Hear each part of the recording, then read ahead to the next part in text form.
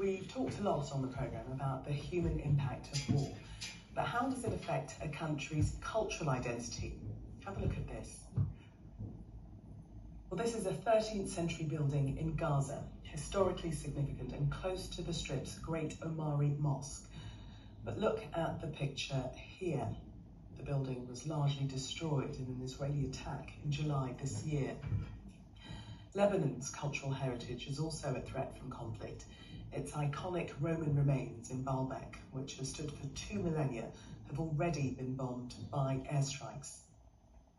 There's fresh concern that the unrest in Syria could threaten the ancient ruins in Palmyra, already ravaged by ISIS in 2015. Palmyra used to form one of the most important cultural centres in the world. And the civil war in Sudan has seen tens of thousands of artefacts looted from Sudan's National Museum, often regarded as one of the most important in Africa. Well, joining me now is architectural historian and director at the Barakat Trust, Saif Al-Rashidi. Welcome to you. Thank you so much for speaking to us tonight. First question really that I have to pose is, what is the Barakat Trust and what is the work that you do? Hi, so the Barakat Trust is a UK charity that was founded in 1987 to help preserve the heritage of the Islamic world and also to raise awareness about it. And we do that mainly by capacity building, by supporting training, conservation projects, scholarships, so a whole range of things to ensure that people on the ground have the ability to preserve their own heritage and also to understand why it's important.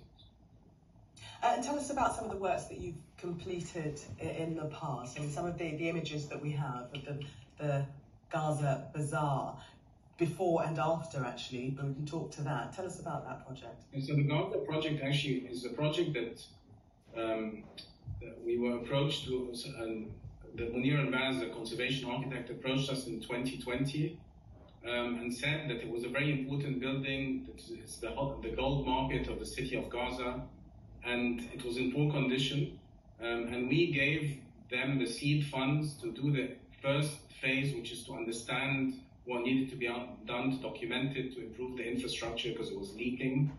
And with the money that we gave them, which was the first push, they managed to get subsequent funding from the Gerda Henkel Foundation, and as you see, the building was really in excellent condition.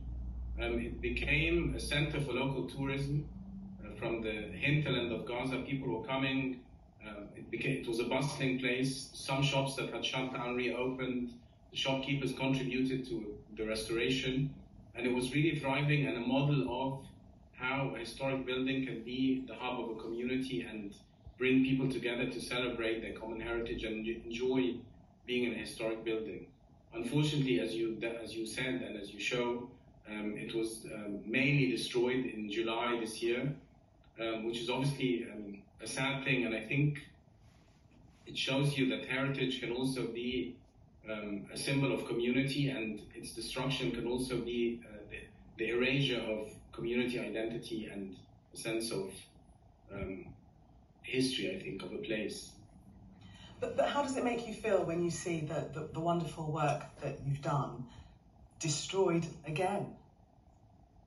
Well, I mean, it's very demoralizing, but I mean, I have to say that Munir al-Baz, the architect who led the project, has already started documenting, bringing together archival photos, because he has the hope that once the war stops, he'll start and rebuild it again. So, I mean, it's a sad thing, but there's also hope, and I think that the fact that people on the ground whose conditions are terrible are still looking at the future and thinking we'll be able to do something about it is encouraging. Saif Al-Rashidi, thank you so much for speaking to us tonight about the work that you're doing. That is it for tonight.